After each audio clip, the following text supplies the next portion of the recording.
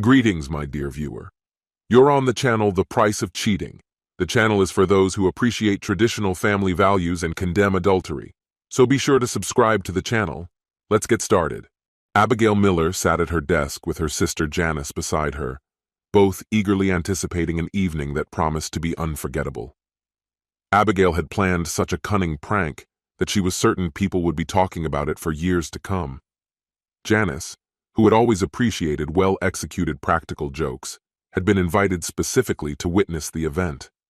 The clock read 8:30, and they knew that the live stream from Michael and Norma Garcia's house was about to start. Earlier that morning, Michael had dropped a cryptic hint during a phone conversation, telling Abigail that something spectacular was in store, and he promised to send a link to the show later. Michael was one of Peter's best friends, and every Monday their childhood group gathered for poker night. This core group, Michael, Peter, Benny, Scarrow, and Paul, had been inseparable since kindergarten, and they had all decided to settle in the same town. Most were already married and had children. Peter and Abigail had 2 kids, Jenny and Mark. Benny and his wife Angela didn't have children yet. Paul had recently become a father.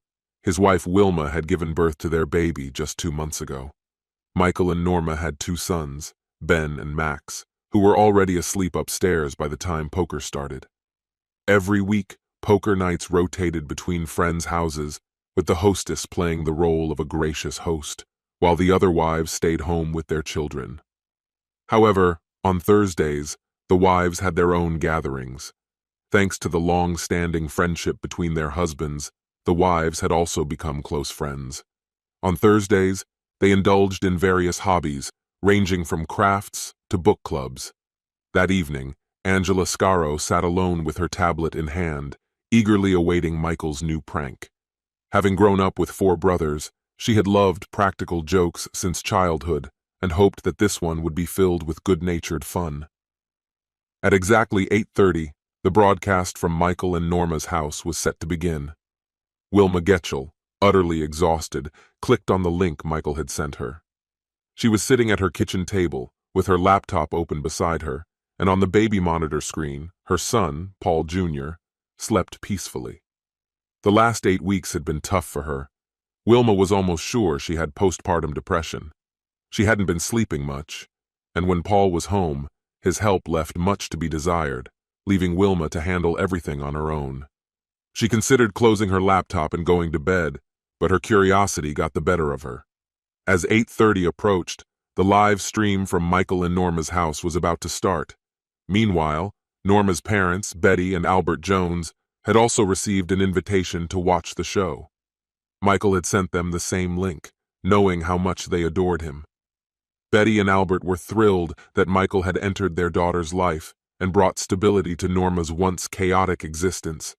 In her younger years, Norma had been wild and restless, always at the center of parties and rebellions, and her parents feared she would never settle down. But since meeting Michael 10 years ago, everything had changed. Now, as a mother of 2 and a devoted wife, Norma had become the woman her parents had always dreamed she'd be. That evening, as they prepared for the April Fool's joke, they eagerly awaited what Michael had up his sleeve this time. With growing anticipation, Albert opened 2 bottles of beer, handing one to Betty as she made some popcorn. Their son Jerry connected the broadcast to their large TV, and the family settled in front of the screen, ready for the show. Finally, the live stream began, and the participants' recordings were turned on, as Michael had requested, to capture the moment. His specific request for recording made them think the prank would be monumental. The live feed came to life, showing the usual jokes and conversations between the 4 poker players gathered at Michael's house. The poker table was ready, drinks were flowing, and the game was in full swing.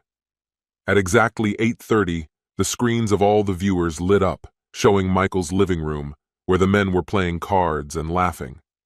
About 10 minutes into the game, a voice from the kitchen interrupted, the voice of Norma, announcing that snacks and more beer would be ready soon.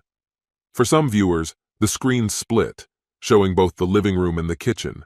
For others, the broadcast focused solely on the kitchen.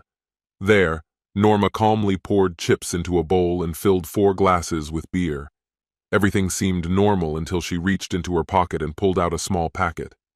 With skillful precision, Norma poured the packet's contents into one of the glasses. The substance dissolved instantly, and the foam on top concealed any trace of tampering. The viewers, now fully captivated by what was happening, began speculating about what was in the packet and who would drink from that glass. Albert, grinning, bet Betty that the unlucky recipient would be Paul. Meanwhile, Janice nudged Abigail, convinced that her husband Peter would be the one to take the fateful sip. The crowd was stunned when Michael Garcia appeared with a beer in his hand. This unexpected turn of events only added to the mystery of what was happening. Why did Michael and Norma give him the contents of the mysterious package? It was clear that the two were plotting something together. The explanation had to be much more complex. Perhaps the couple had set up cameras all over the house to record a prank. Then Michael sent a link, further intensifying the strange atmosphere. Something about the situation felt off. Soon, Michael's eyes began to feel heavy, his body relaxed, and his eyelids involuntarily started to droop. The audience was utterly confused. Could it be that the other participants were preparing to prank Michael himself? Maybe they were going to shave half his hair off. But that seemed unlikely. More likely, this was a prank within a prank. Perhaps Norma had accidentally given the beer to the wrong person, and Michael wasn't the intended recipient. The viewers couldn't tear their eyes away from the screens, mesmerized by what was unfolding. As Michael's head slowly drooped onto the card table, his grip loosened, and the cards slipped from his hands, leaving the audience breathless. The cards gently floated to the floor. Then, suddenly, a loud voice boomed through the speakers in every living room. "Finally!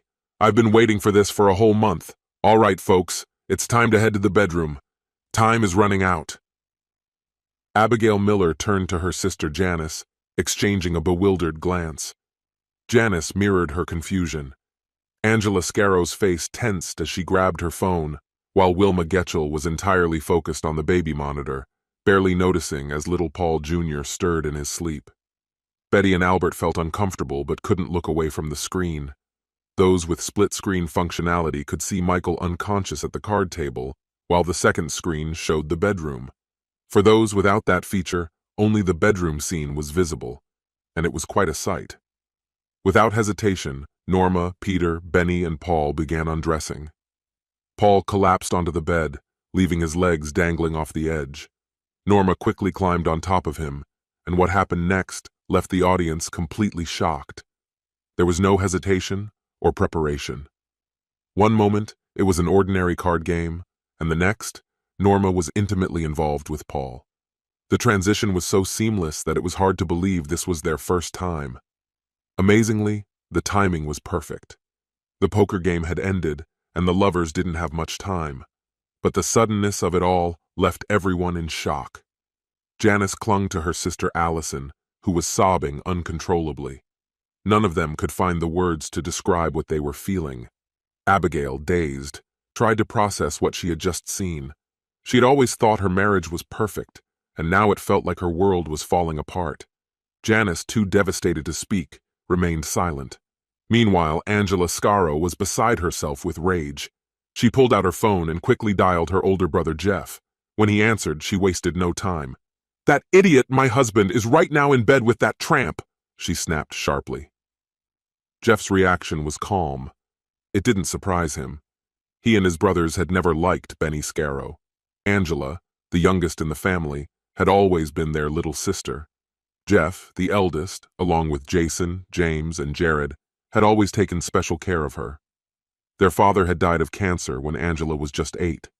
His last request to his sons was to always take care of their mother and sister. Jeff had immediately dropped out of school and taken a job in construction to support the family. At 18, he became a carpenter's apprentice and sent home every penny. Jason followed in his footsteps, leaving school at 17 to help on the construction site. When James turned 17, he did the same.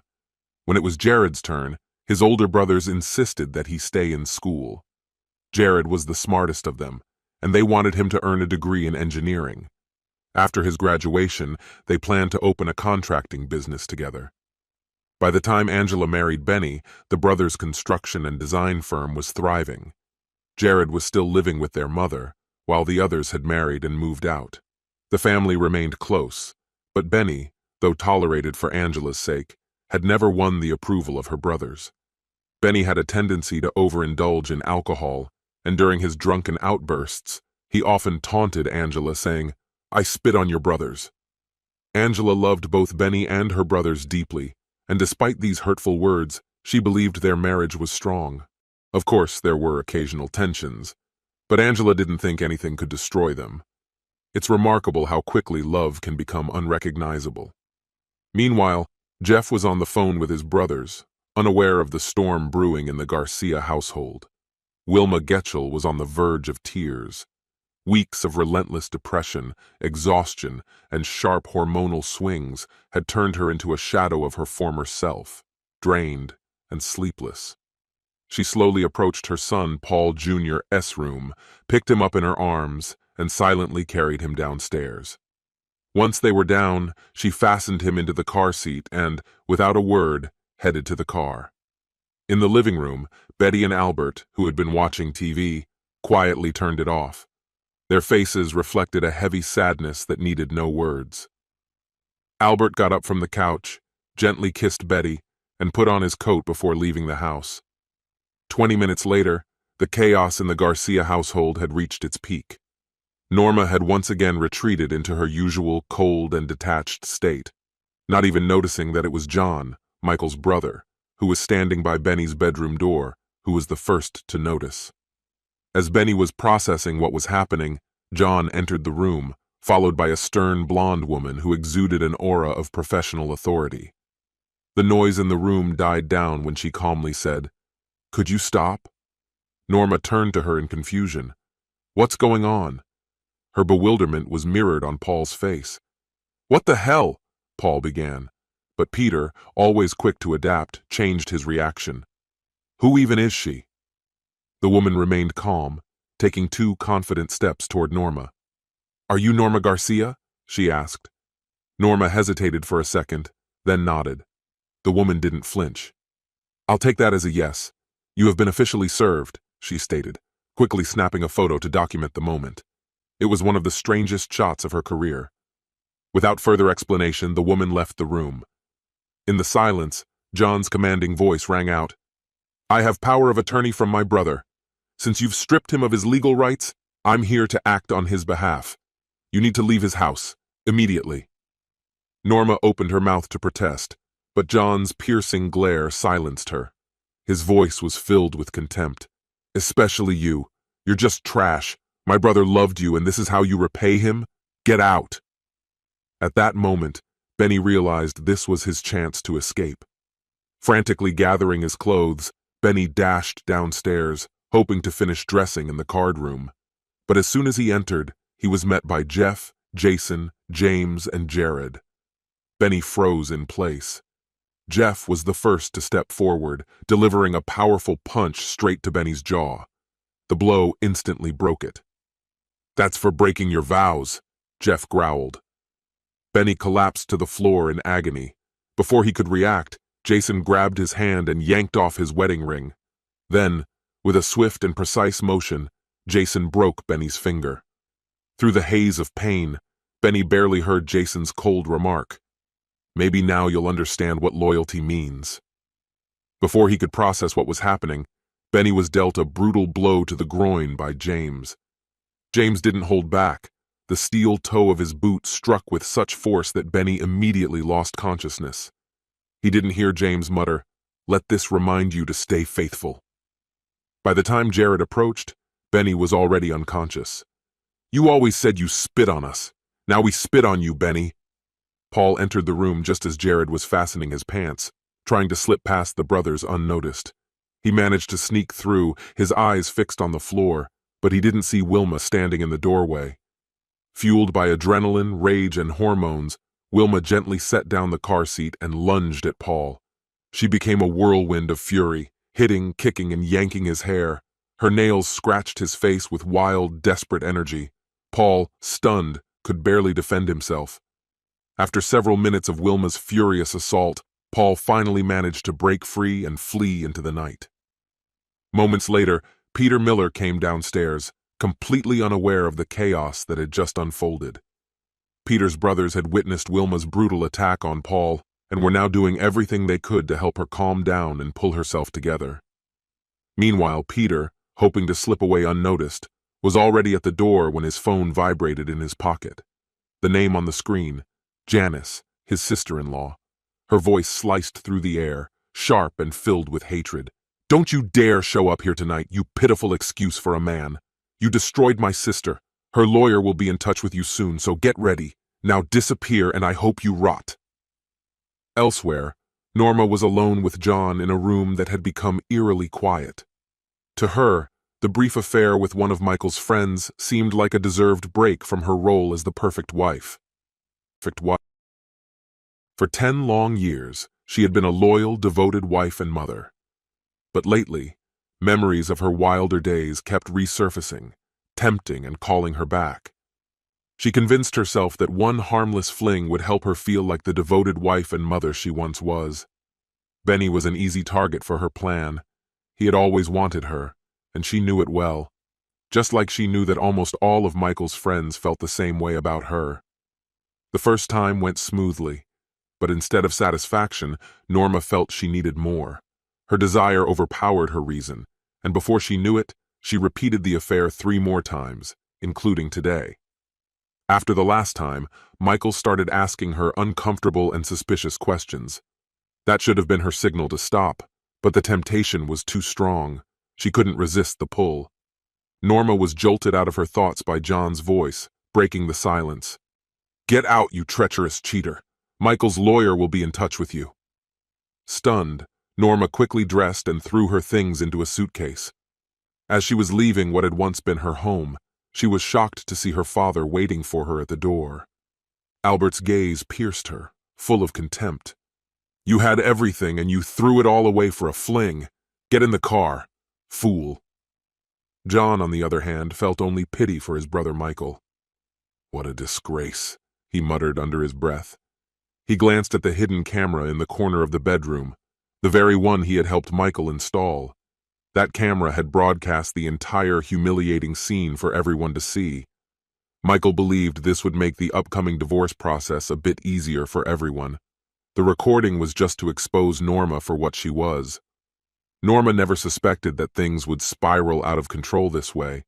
This concludes the story. If you like it, then put your powerful like and subscribe to the channel. Greetings, my dear viewer. You're on the channel The Price of Cheating. The channel is for those who appreciate traditional family values and condemn adultery. So be sure to subscribe to the channel. Let's get started.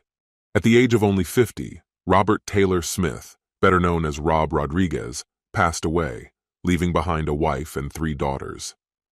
The family gathered in the lawyer's office to hear the contents of Rob's will. The 4 women sat around a large table while the lawyer's assistant quietly placed cups of coffee in front of them and took a seat next to a box of tissues, anticipating they might soon be needed. Lawyer Daniel Garcia opened a folder, pulling out several sheets of paper to begin reading Rob's personal message. "This is the real Rob Rodriguez," Garcia said, holding up the handwritten pages for all to see. Rob wanted his final words to be written by himself. The official will has already been submitted to the court, but he asked me to read these handwritten notes to you first. There are messages here that are not included in the official version. The lawyer cleared his throat, took a sip of water, and began to read. "If you are hearing this, it means I am no longer with you. My friend and lawyer, Daniel Garcia, helped ensure that my family would be taken care of. But before getting to those details, let me tell you a story that my daughters might not know. When I first fell in love with your mother, Margaret." Rob's voice seemed to resonate from the pages, and Margaret couldn't help but smile. "I was not yet 25 years old. My parents thought I was too young and advised me to wait, but Margaret and I were inseparable. I was already receiving funds from the family trust and was confident I could support us. We saw no reason to delay our happiness. Eventually, after some resistance, my parents agreed to our wedding when we told them Margaret was pregnant with our first daughter, Poppy. but my mother insisted on a prenuptial agreement to protect the family assets. The agreement stated that Margaret would have no claims to the trust funds designated for me and our future children. Margaret, ever trusting, signed the papers without studying them too carefully. She believed in me, and that's how she always was. But everything worked out. We had a good marriage. I was happy for the past 25 years. Our family grew quickly. After Poppy came Mia, and then Victoria completed our trio. I adored my daughters. They filled my life with joy. But Margaret thought 3 children were more than enough. She would joke that I spent too much time with the girls. Yes, your mother was jealous of you 3. Rob's humor even touched his final words, prompting a few smiles around the table. Although I wanted a son, Margaret and I agreed that our family was complete. I even offered to have a vasectomy, but Margaret wouldn't allow it. She was convinced it would lead to impotence and didn't want to take the risk, he added ironically, despite the farewell message. So we stopped at 3. At 49, I was diagnosed with acute leukemia. The doctors said it was rare for my age and the prognosis was grim. With my parents gone and no siblings, I had no close relatives for a bone marrow transplant. My rare blood type, AB, and unique white blood cell composition made finding a donor difficult. My wonderful daughters, despite the slim chances, volunteered to be tested. Unfortunately, none of them were a match. Margaret tried to prepare them for disappointment, advising them not to even start the tests, but they insisted, wanting to help in any way possible. As expected, the results confirmed that none of them could be donors. I reached out to specialists worldwide in search of a miracle, but we never found one. At this point, the lawyer paused, allowing the weight of the story to settle in the room. He took another sip of water before continuing. But instead of a miracle, we found something else. One of the doctors I grew close to during treatment noticed something odd in the DNA results. Not only were my daughters not matches as donors, but they weren't full sisters to each other either. They shared the same mother, but each had a different father. The room fell silent. Garcia set the paper aside for a moment, letting the words sink in. The daughters, stunned, exchanged glances before turning to their mother all at once. "Mom?" all 3 asked at once, their voices filled with disbelief. "You cheated on Dad?" Poppy asked, her voice trembling with shock. "No, of course not," Margaret exclaimed, her face pale. "There must be some mistake in the test results." Garcia continued reading the document, maintaining his usual calm demeanor. Everything happened right on schedule, just as expected. Despite my assurances that a mistake had been made, the doctor recommended the only way to confirm the results, a DNA test for Margaret. If there had been an error in the lab, the test would have shown that she wasn't the biological mother of our children. I quietly took her hairbrush, and the subsequent DNA results confirmed what I didn't want to believe. Margaret was, without a doubt, the mother of our daughters. He paused, waiting for a collective gasp, then smiled as tissues began to be passed around the room. Over the next week, I secluded myself in the hospital, claiming I needed to undergo tests related to my immune system, which kept me isolated. It was unbearable to come to terms with the fact that my beloved wife had never truly belonged to me, even before we exchanged vows. I had to face the bitter truth that I had been deceived throughout our entire marriage. Her fear of my vasectomy suddenly made sense. It had nothing to do with preventing an accidental pregnancy. The truth was that my operation couldn't possibly affect her ability to get pregnant again. That's when I decided to hire a private investigator. It didn't take long for him to find out that while I was confined to my hospital bed, Margaret had been seeing several men. The scale of her infidelity was far greater than I could have imagined. However, despite all this, I had to confront the undeniable fact. My daughters, in every important sense, were still my daughters. They loved me, and I loved them more than anything in the world. They had no idea about the true circumstances of their birth. If they knew, they would never have agreed to the DNA test. I loved them, and they loved me. That will never change. I will remain their father and protector, no matter what. Their education funds were already secured, so I knew they would be financially safe. As I reached for the phone to call my friend Daniel Garcia to start the divorce process, the absurdity of my situation hit me like a brick. I was terminally ill. The likelihood of me surviving long enough to finalize the divorce was minimal. Even if I survived, all I would achieve would be funding my wife's future affairs. Divorce wasn't the solution. I needed Margaret to face the consequences, not benefit from our failed marriage. The private investigator continued to dig into her past, speaking with her acquaintances and examining her financial records, especially her credit reports. That's when he found the gold mine. She regularly visited a small, unremarkable restaurant located about 15 miles from here. The only notable feature of the establishment was the adjacent motel. The staff, including the motel manager, were well aware of Margaret's frequent visits and her numerous companions. The motel manager even suggested that Margaret might have been working as an escort. The detective obtained surveillance footage from the motel and identified the license plates of her lovers' cars. Some of these men had no shame in bragging about their exploits over drinks, and it was in one of those conversations that I learned the most painful detail. Margaret only used the motel when she knew I might return home. At other times, her lovers comfortably settled into our home, sometimes even in the guest rooms, while my daughters were upstairs, unaware of what was happening below. One of her lovers, Callum Wilson, smirked as he recounted the story of how I came home unexpectedly one day. In a panic, almost comically, he climbed out the window while my wife threw his clothes onto the lawn. He fled, and Margaret hastily erased all traces of his presence while my daughters distracted me downstairs. My daughters, unwitting accomplices in their mother's betrayal, helped her hide the truth. Victoria cried out, "Dad knew!" Through tears, she confessed, "He knew we were protecting Mom." Tears flowed freely as tissues were passed around again. Garcia continued reading, his voice steady. "This was the unvarnished truth of my 25-year marriage. There's nothing more to say, except to explain my reaction and, most importantly, to state that I hold no ill will towards my daughters. I genuinely believe that they kept their mother's secrets out of love for her, trying to preserve our family. That is why, with the help of Garcia and my financial advisors, I have created a trust fund for them. It is large enough to maintain their lifestyle and secure their future, even for their own children. They are also the sole beneficiaries of the family trust, which I now manage as the sole trustee. Regardless of what happens between Margaret and me, my daughters will be provided for, now and always. The established trust contains a set of strict conditions similar to those outlined in the family trust. If any beneficiary, including my daughters and their descendants, fails to comply with these conditions, they will be irrevocably excluded from both trusts. The first and most important rule is that any form of communication with Margaret, my widow, will be considered a violation.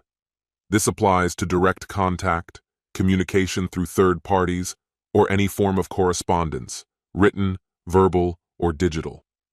The prohibition extends to gestures of goodwill, financial assistance, or support, even if conveyed through intermediaries. Furthermore, if the widow attempts to contact any of the beneficiaries, this will also be considered a violation. Therefore, all beneficiaries are advised to completely avoid her.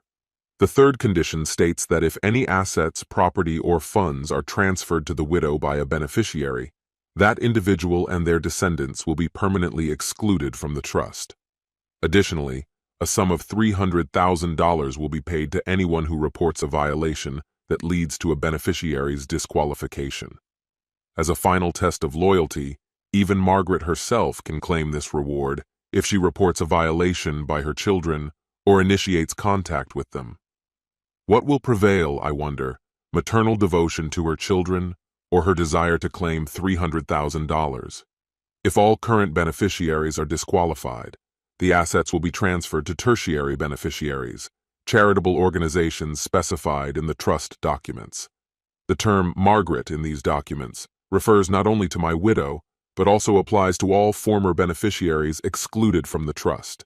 Thus, any communication with a disqualified former beneficiary will also be considered a violation of the trust. The family trust attorney, Daniel Garcia, has been appointed to manage the newly created trust, which is now officially called the Robert Rodriguez Revenge Trust. All inquiries regarding this new structure should be directed to him. Garcia took a sip of water, surveying the room full of women sitting in shock, like deer caught in headlights. Rob Rodriguez also wanted to remind everyone that each of you can claim a reward, and naturally, the fewer the beneficiaries, the larger the share of the trust's funds. With a smirk, Garcia continued reading the document. To create this revenge trust, nearly all my assets were transferred into it with the enthusiastic approval of my loving wife. At this moment, Margaret screamed in fury, vehemently denying the accusation. "I never agreed to this! It's all a lie!" she shouted. Completely unfazed, Garcia picked up a remote and pressed a button. A large screen in the room lit up, showing a video of Margaret sitting with the firm's notary, a stack of documents in front of her. The notary explained that each document required her signature next to Robert Rodriguez's. She asked Margaret if she had reviewed the documents, to which Margaret impatiently replied that she had, and immediately began signing each one. The notary asked again if she was sure she had read everything, to which Margaret snapped, "Of course I have. Do you think I'm an idiot?" The video showed the notary rolling her eyes, lifting each signed document to the camera. When the notary asked again, "There's a lot of legal paperwork here. Are you sure you don't want to consult your attorney?" Margaret rolled her eyes once more and sharply replied, "I'm perfectly capable of understanding what I'm signing." Once the last document was signed, the video ended. Garcia turned off the screen and calmly stated, "The documents you signed and confirmed your understanding of were the very ones that officially transferred nearly all of Robert Rodriguez's assets, including his real estate, into the Revenge Trust." Returning to Robert's statement, Garcia continued reading while Margaret began gasping for breath. "Despite all this, I have decided to be generous toward my widow.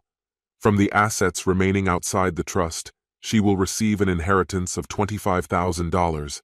That is $1,000 for each year of our marriage, which, given the circumstances, is far more than those years were worth."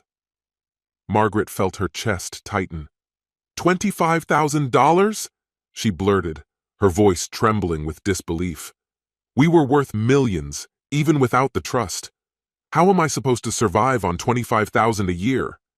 Garcia, the lawyer, remained calm, leaning back in his chair. "Rob Rodriguez was surprised when you decided to put everything into the trust for your daughters," he noted in an even tone. "But that's exactly what you did." Margaret's eyes narrowed, and she clenched her fists. Garcia casually picked up the remote. "Would you like to watch the video again?" he asked with a slight smirk. "Perhaps you still don't fully understand. It's not $25,000 a year. That $25,000, that's your entire inheritance." It felt like the walls were closing in on Margaret as she stood, her fiery gaze locked on Garcia. "This can't be true. If you think I'm just going to sit back and let this happen, you're gravely mistaken. I will find a way to get that money, even if he put it in a trust." Garcia's smile widened. "You won't.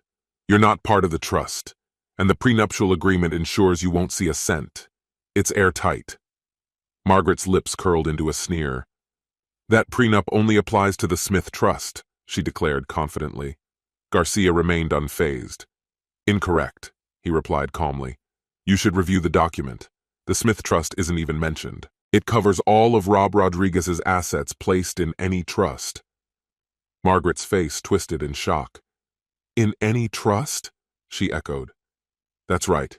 Even the Revenge Trust," Garcia said, his smile never fading. "You were present when it was established. Want me to show you the video again?" Margaret let out a bitter laugh and reached for her bag. "We'll see how this looks in court." She turned sharply, throwing over her shoulder, "Girls, we're leaving." Her daughters hesitated, nervously exchanging glances, looking between their mother and the lawyer. Garcia leaned back in his chair, his smile broadening even more. "You can go with her if you want," he said coldly. "But know this, the trust's conditions don't take effect until tomorrow. Your father left a final message. Despite everything, he loved you and forgave you. But your mother, he wanted her to be left penniless and alone, and the only way to ensure that is through you." The girls turned pale as Garcia continued. "Your father raised you as his own and trusted you to carry out his final wishes." Later, Garcia stood by the window of his office, watching the girls gather around their mother in the parking lot. Their heated argument was faintly audible in the distance. He couldn't help but recall his last conversation with Rob Rodriguez. Even in his final days, weakened by illness, Rob had smiled with a strange sense of satisfaction. "I almost regret that I won't be around to see the fallout," he mused. "I bet at least 2 of them will be disqualified within a year, and 1 will get everything." Garcia remembered how Rob's face lit up with a grim sense of humor. Will 2 of them lose it all? Or will 1 manage to take it all? Who knows, but it'll be fun to watch it unfold. Rob had erupted in a fit of coughing, laughing between ragged breaths. "Do you think we stand a chance of disinheriting all 3? Garcia had shrugged. "I can add a clause excluding them for infidelity or marriage. If they take after their mother, they don't stand a chance." Rob had smirked, mimicking a Star Trek captain. "Make it so." And so, it was done. Before his death, Rob had given Garcia one final instruction. Make sure the private investigators and charities know about the $300,000 reward for exposing any actions that could disqualify them. They'll be watching my daughters. 2 weeks later, after signing the revised trusts, Rob Rodriguez passed away. A faint smile still lingered on his face. This concludes the story. If you like it, then put your powerful like and subscribe to the channel. Greetings, my dear viewer. You're on the channel The Price of Cheating. The channel is for those who appreciate traditional family values and condemn adultery. So be sure to subscribe to the channel. Let's get started. I was hunting wild boars and resting in my sleeping bag when the silence was pierced by a woman's scream. Instinctively, I grabbed my rifle and went to investigate. From the edge of the forest, I saw the events unfold in the clearing. I quickly dealt with the bad guys. Even the one who tried to surrender didn't deserve mercy. I wasn't planning to involve the police. My hunt was over, and I planned to be home by morning. But curiosity got the better of me. I stepped out of the shadows, still holding the rifle, and approached the trio. As I got closer, I pointed to the young woman whose clothes were torn and asked if she was all right.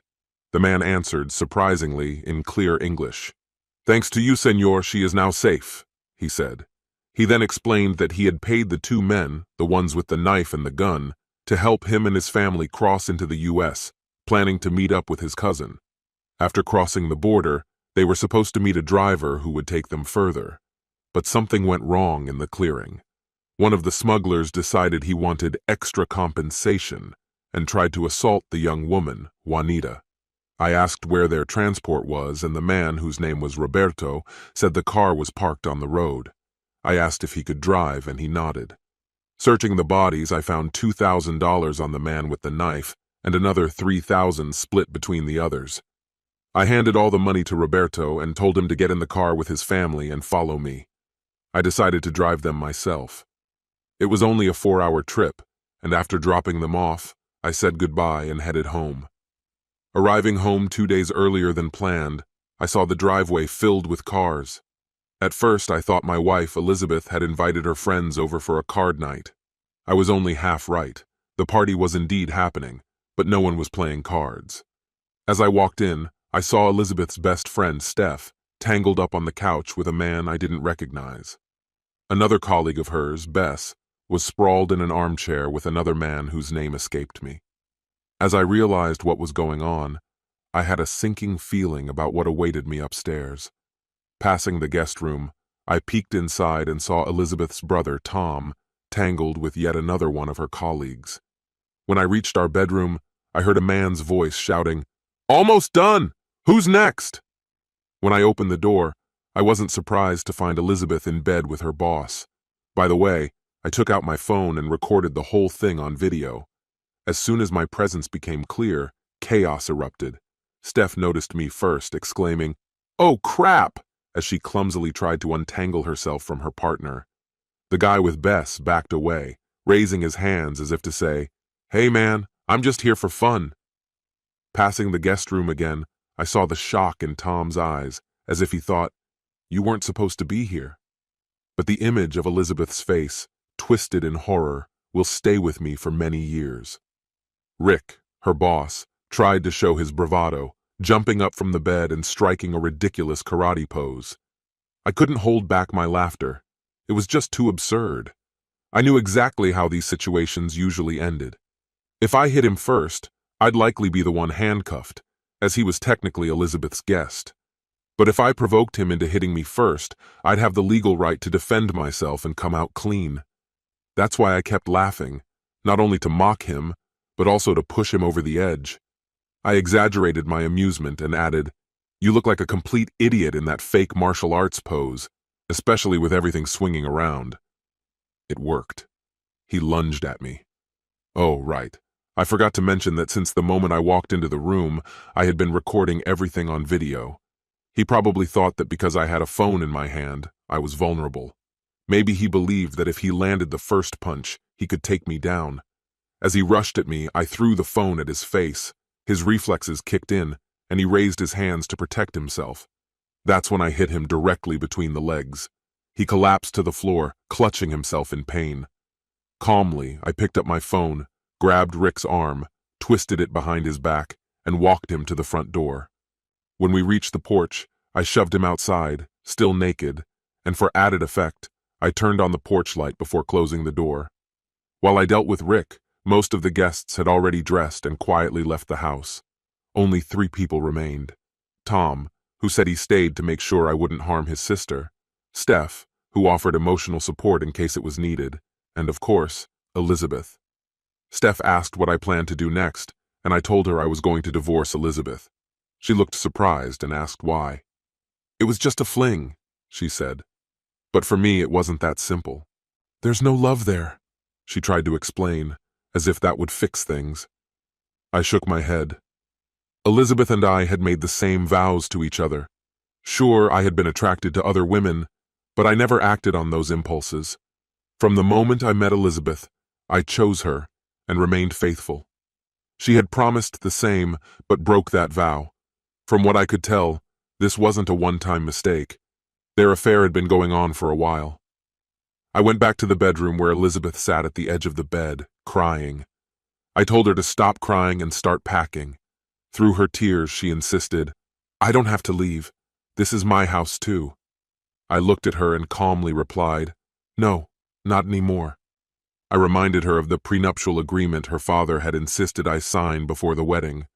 Elizabeth's family had money, and her father was adamant about protecting their assets. Back then, I didn't care about their business or wealth. I just wanted to be with Elizabeth. So I signed the document without even reading it and tucked it away, not thinking about it again. Until my brother went through a brutal divorce after catching his wife cheating. She took everything she could, and he was left with almost nothing. One night, over drinks at Bud's bar, he mentioned how much he regretted not having a prenuptial agreement. That got me thinking, and I pulled out mine and read it carefully. To my surprise, there was a clause about infidelity. If either spouse cheated, they would leave the marriage with only the clothes on their back and whatever was in their name. Since everything Elizabeth and I owned was in both our names, she was left with nothing. She packed her things and left that very night, likely dragging her naked boss with her. The next morning, the first thing I did was go to the bank, close all our joint accounts, and open new ones in my name. Then I hired a lawyer and started the divorce process. At the meeting with my lawyer, I learned that we lived in a no-fault divorce state. But when I mentioned that Elizabeth's boss was also the owner of her company, my lawyer asked if the company had any policies regarding relationships between supervisors and subordinates. I said I believed it did, and that I had a copy of the employee handbook somewhere at home. That night I checked my home office, and sure enough, the handbook was sitting on a shelf. The next day I brought it to my lawyer. After reviewing it, he smiled and said, "Now we've got him." The divorce papers were served to both Elizabeth and her boss right at the office, in front of all their colleagues. 2 days later, their legal team responded. When I came home from work, I was surprised to see Elizabeth's father sitting on the porch, waiting for me. After a brief exchange of greetings, he asked if we could talk inside. Once we were settled, he didn't waste time and got straight to the point. "What's this I hear about you divorcing Elizabeth and kicking her out of the house? It's her house too," he began. I didn't flinch. "I found out she was cheating, so I told her to leave," I replied calmly. His expression darkened. "This is all because of that agreement I signed before the wedding, isn't it? The one that says if either of you cheats, the guilty party leaves with nothing. Do you even remember that?" I nodded. "Of course I remember." "She's only human," he insisted. "She made a mistake, but she loves you. I'm sure you can work through this." I shook my head firmly. If it had been just one mistake, maybe I would have forgiven her. But this affair? It's been going on for over a year, and it's not just with one man. It's much more complicated than that. He sighed heavily. "That agreement was only meant to protect the family business." I looked him straight in the eye, completely unfazed. "Then you should have written it differently. The terms are clear. Whoever cheats leaves with nothing. You and Anne insisted on that, Bob." His voice grew stern, almost threatening. "You'd better back off, son. If you push this, I'll have no choice but to hire her a lawyer. This could get ugly fast." Without breaking eye contact, I calmly pulled out my phone, tapped a few buttons, and showed him the screen. "You want trouble? Here it is." His face paled as he looked at the video. "That's Tom," he muttered. "Yes," I confirmed. At that moment, the sound of the video echoed through the room. "I'm almost done. Who's next?" In the recording, his daughter and her lover hurriedly scrambled out of bed. I paused the video. "And now tell me, how would you feel if all your friends and family received this as a personal gift?" He stared at me in horror. "You wouldn't dare." My gaze remained cold. "Oh, I would. If you don't interfere, the video stays buried. Once the divorce is finalized, no one but you, me, and my lawyer will ever see it. But if you go against me or hire her a lawyer, I'll make sure everyone sees it." I expected him to explode in anger, but what happened next caught me off guard. He pulled a revolver from his pocket and aimed it at me. "Give me the phone. Delete the video. Now." I raised my hands in surrender. "All right, fine. Then it's war." I handed him the phone. He gestured for me to move to the other side of the room. I obeyed, watching as he deleted the video. After that, he set the phone down, stood up, and without another word, threw over his shoulder, "See you in court," and walked out. As soon as he left, I immediately sent the video, which was saved in the cloud, to my mother-in-law. About half an hour later, my phone rang. It was him. "You bastard! How could you send that filth to my wife?" I remained calm. "I warned you, Bob. Go against me and I'll go to extremes. Did you really think I wouldn't have backups?" There was a long pause on the other end, followed by a low growl. "So far, I've only sent it to your wife. But if you push again, the whole world will see it." He shouted a string of curses before hanging up. In the end, he didn't hire a lawyer, and the divorce went smoothly. A few days after the process was finalized, I was surprised by a call from Steph. "Are you serious about having feelings for me?" she asked. Without hesitation, I answered, "Yes, I am." "I'm free tonight," she said. Since I'd filed for divorce, I hadn't been with anyone. I didn't want to become like Elizabeth, the one who cheats. But now that the divorce was behind me, I was ready for something new.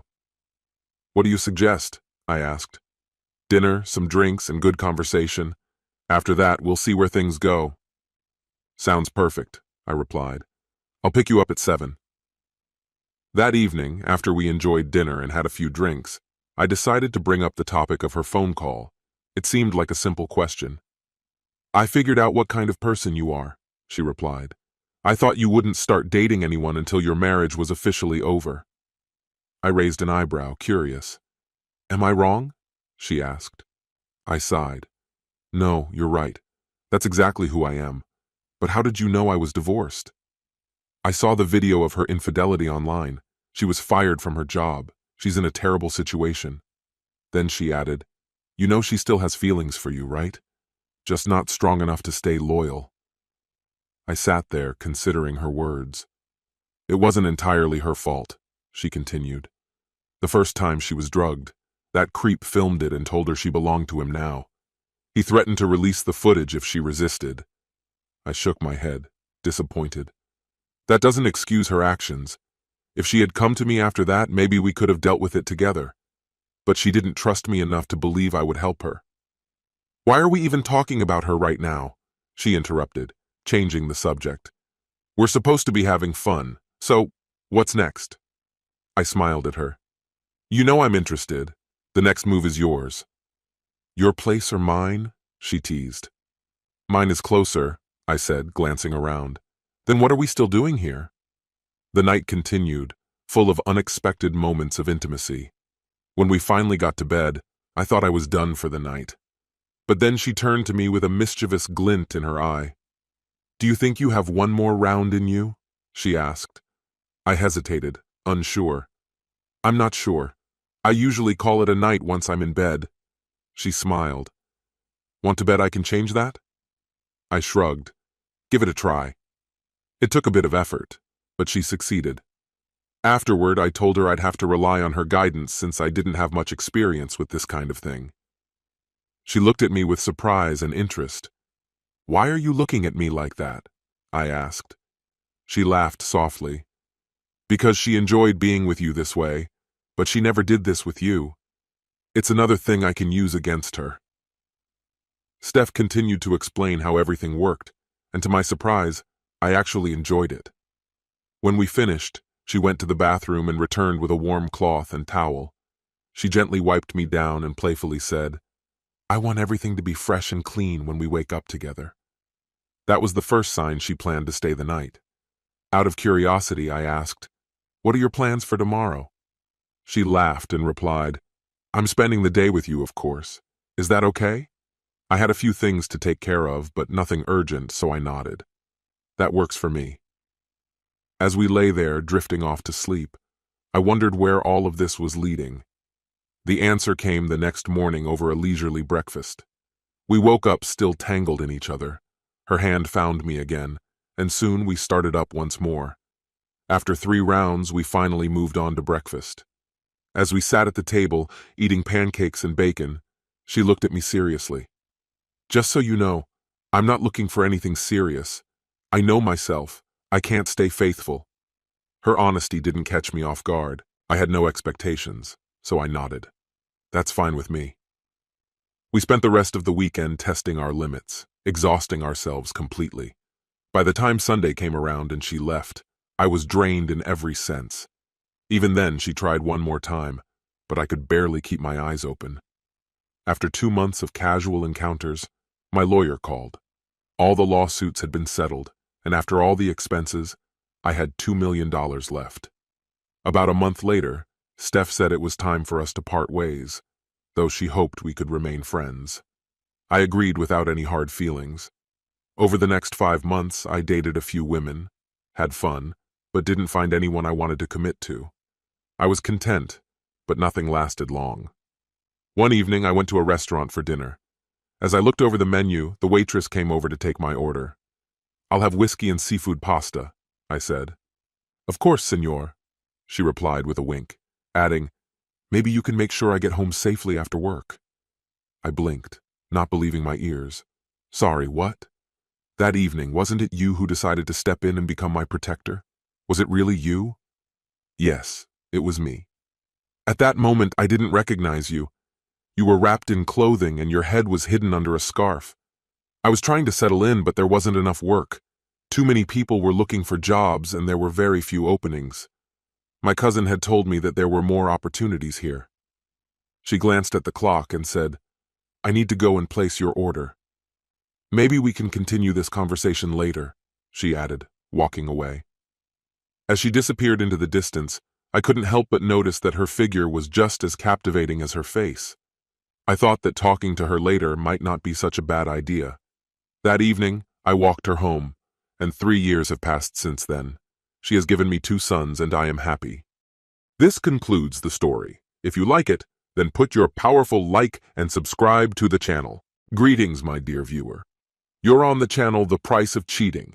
The channel is for those who appreciate traditional family values and condemn adultery. So be sure to subscribe to the channel. Let's get started. I began to suspect that something was wrong with my wife, Linda.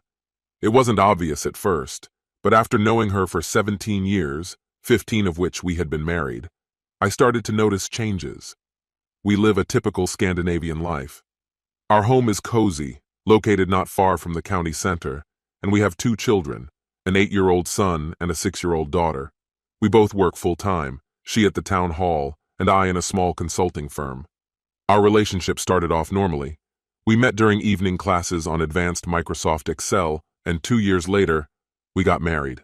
Like any marriage, we had our ups and downs, but I never considered them out of the ordinary.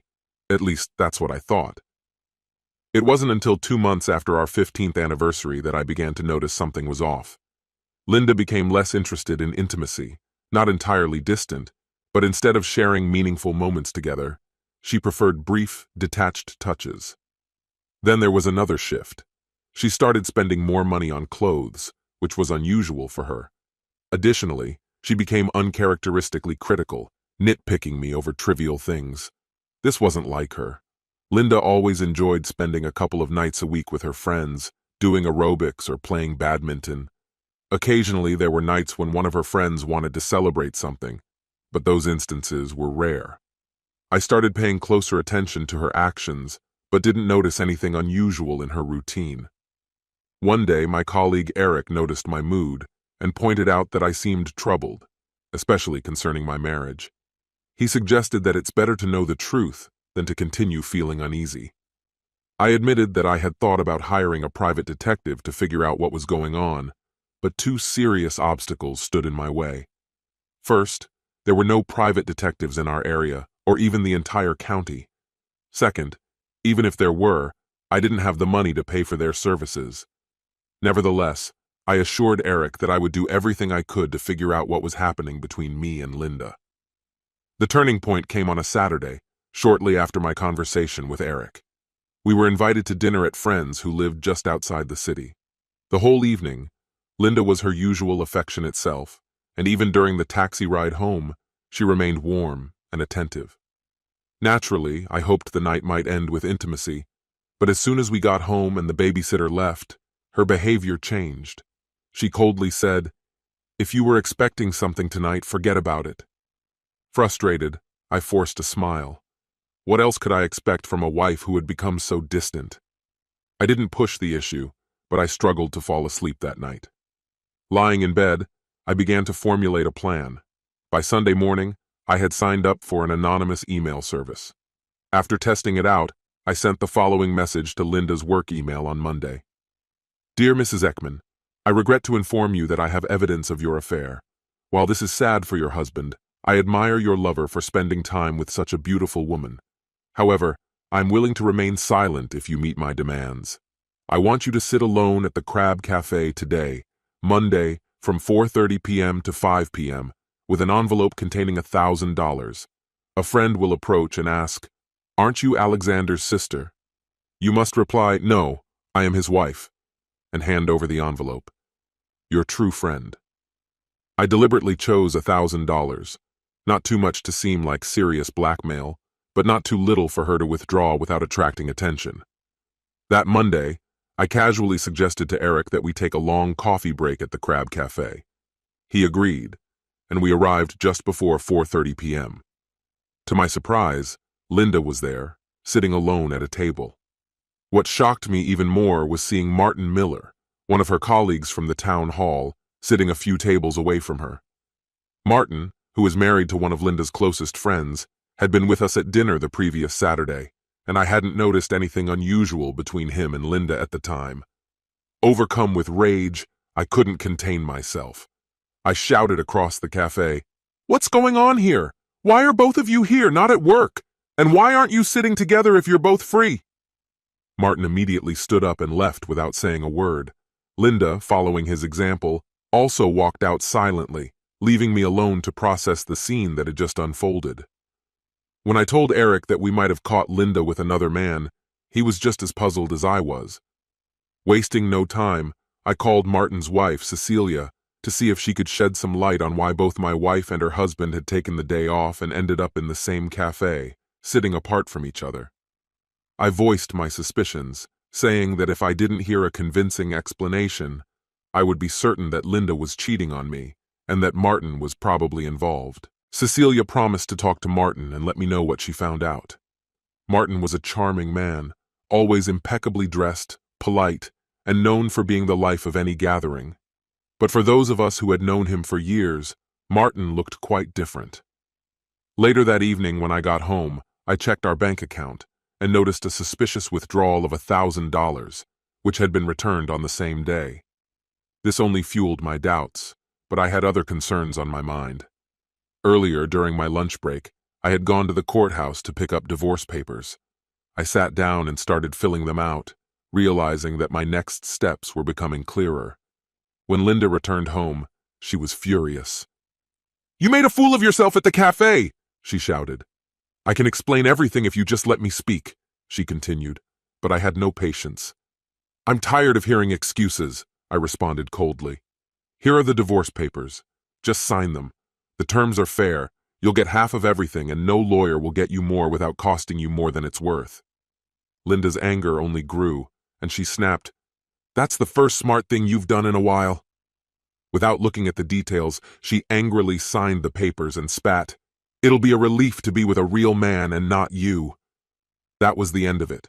She stormed out of the house, and I didn't care where she went. Later that night, Cecilia called me, crying. Martin had broken down and confessed to the affair with Linda. He begged her for forgiveness, but Cecilia didn't know what to do. She told him to stay with his parents for a couple of weeks while she made her decision.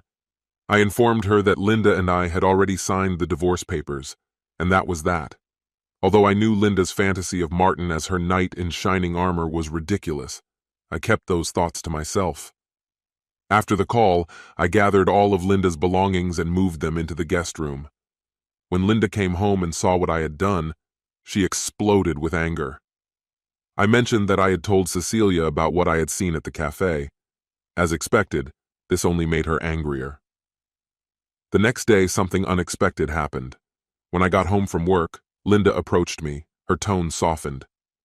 "Alexander," she began, "I'm so sorry for what I said yesterday. I was stressed and said things I didn't mean. You're the one I truly love, and I regret what happened. Can we please get through this? We're adults, and we can work it out. Just tear up the divorce papers and I'll explain everything." I looked her in the eyes and said, "The papers are already filed in court, and for your information, I'm fully aware of your affair with Martin. After you left yesterday, he confessed everything to Cecilia, and she called me. Your so-called real man turned out to be a sobbing mess, begging for forgiveness and claiming that you seduced him. Doesn't sound like much of an upgrade, does it?" Linda's expression changed and she stammered, "Did Cecilia really tell you about me and Martin?" "Yes," I confirmed. "And now everything makes sense. I suspected it for a while, but I didn't have proof until Martin confessed." With a confused look on her face, she asked, "But how did you make me sign the divorce papers before Cecilia told you about the affair?" I sighed. "I made that decision last Saturday. After a long, sleepless night, I realized that divorce was the only way out. By the time Martin confessed, the days of Martin flaunting his flashy image with expensive watches and driving around in a luxury car are over, the very symbols of wealth he once used to dazzle those around him. If it was these material things that caught your attention, now is the time to reconsider. If you have genuine feelings for this spineless man, soon you'll have to foot the bill for his extravagant whims." In response, she said, "I made a serious mistake that I can never justify. I allowed myself to be seduced and misled by this lying snake. I would rather spend the rest of my life alone than be near him again." Soon rumors spread that Martin was furious when Cecilia told him that she had filed for divorce and made it clear that their marriage was beyond repair.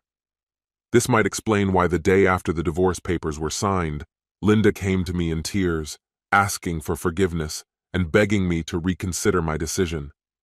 Ever since Martin saw me in the cafe, he had been avoiding any encounters. The day after his confession, the doctor put him on medical leave due to stress and related health issues. As I had expected, 2 weeks later, Cecilia also filed for divorce, and Martin never returned to his job at City Hall. He stayed on medical leave for several months, and then left the city, taking a new job elsewhere. After that, Martin and Linda never saw each other again, not even for a brief conversation. Linda found an apartment in a shabby neighborhood, though it took 3 months to complete the paperwork. During this time, we agreed that she would stay in the guest room of our house, and neither of us would start new relationships until the divorce was finalized. Despite the tension, this arrangement worked out better than we had expected. Then, a couple of months after filing for divorce, something unexpected happened with Linda. One Saturday evening, she approached me with a request to keep an important financial matter secret. I agreed, and she confessed, "You've probably heard that someone in town recently won the lottery. Well, that winner is me. I won $5 million, more than enough to solve all my problems." Since we were still legally married, she asked, "Are you going to claim half?" I replied, "Congratulations. No, I don't want a penny. I don't expect anything from you. My only advice is to set aside some money for the kids, for their education, future homes, cars, and help when they decide to marry." She looked at me as if surprised. "You really won't take a penny?" she asked again. "Yes. When we were together, all I ever wanted was your love. But I have a feeling that when Martin finds out about this, he'll come crawling to you, begging for forgiveness." She reassured me, "He'll never know. You're the only one who has this information, and you promised to keep it a secret." Then she added, "Despite the promises I broke to you, I know that you're a better person than I am, and will keep yours." That was the end of our conversation, and life returned to its usual cold rhythm. Linda left town for a few days that same week, returning on Saturday. That evening, she asked if we could have dinner together, as she had something important to discuss. I agreed. Our children were spending the night at friends' houses. The dinner was incredible. My favorite dishes and excellent wine, which immediately raised my suspicions. I began to think that this was some kind of gesture to win back my love, and I wondered how she had calculated the price of my forgiveness. When we moved on to dessert, she shared the first news. "I followed your advice and created trust funds for our children." I replied, "You are a wonderful mother. These funds will be a huge help for them in the future." We moved on to lighter topics, chatting about everyday things. Eventually, we settled on the couch, sipping coffee and brandy, when she said the following: "I want to apologize for being such a fool. A cheap, naive idiot who destroyed our family by betraying and humiliating the best man I've ever known." She continued, "To this day, I can't explain why I allowed Martin to lead me astray so easily. I deeply regret it, and there hasn't been a single night where I haven't despised myself for my stupidity. I know that money can't buy your forgiveness or love, but I also know that courts often award compensation for emotional distress. Since no court would consider what I've done to you, I've decided to be my own prosecutor, judge, and jury, and I've ruled that all the money left after setting up the children's funds is yours." I was in shock. "What have you done?" I finally asked. "I can't accept your money. I'll give it back." She shook her head firmly. "You can't give it back. The lawyers I hired to arrange all this have ensured that it's legally yours, without any conditions. I don't expect anything in return, and I have no regrets. I'm not asking for anything, and I don't want anything. This is simply what I had to do before I allowed myself to get involved in that foolish affair with Martin. What else could I have done? My love wasn't a commodity, and Linda wasn't trying to buy it. She didn't set conditions or make demands, and she didn't ask for forgiveness. All she talked about was her desire to fix our relationship. She didn't try to kiss me. Although I was overwhelmed by everything happening, I began to understand. Her feelings for me were real. Linda was a smart, beautiful woman and the mother of our children. Deep down, I realized that she still loved me. Could I find someone better than her? Probably not. Could I find anyone who could even come close to her? Definitely not. The real question was whether I could forgive her. I didn't know the answer, but why not try? I made a choice. I said to her, "Linda, we are still married, and we need to talk about what happened and what will happen next. But let's leave the talk about the future for later, after this wonderful dinner. Doesn't that seem fair?" She nodded in agreement and quietly said, "Yes." I continued, "Divorce is painful, And it's even harder now when I see how much you really love me and how deeply you regret what happened." Tears streamed down her face and she cried, "Every night I prayed that you would forgive me, that you'd give me another chance." I moved closer and hugged her. "We're still married. Shouldn't we seriously consider staying that way?" She looked into my eyes and quietly asked, "Is this real, or am I dreaming?"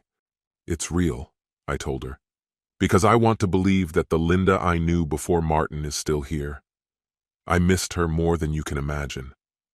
She hugged me tightly and whispered, "You won't regret this." That night could only end one way, with deep, passionate intimacy. I did everything I could to make that night unforgettable for her, and she responded in kind. It was like we were reliving our wedding night. In the days and months that followed, it felt like we were newlyweds again. But the divorce happened. 2 months later, she accidentally ran into Martin and once again gave in to temptation. They ended up in a hotel room, unaware that I was tracking Linda's movements. That night, everything was decided. I burst into the room where they were passionately involved and recorded everything on my phone. "I'm sorry, darling, I didn't mean to, it was an accident," Linda shouted after me, but there was no second chance for her. In court, I won. I got 60% of all our savings and full custody of the children. I was furious with her, and in my anger, I sent the video of her and Martin in a compromising position to everyone who knew them. I did it so she could feel what I had felt.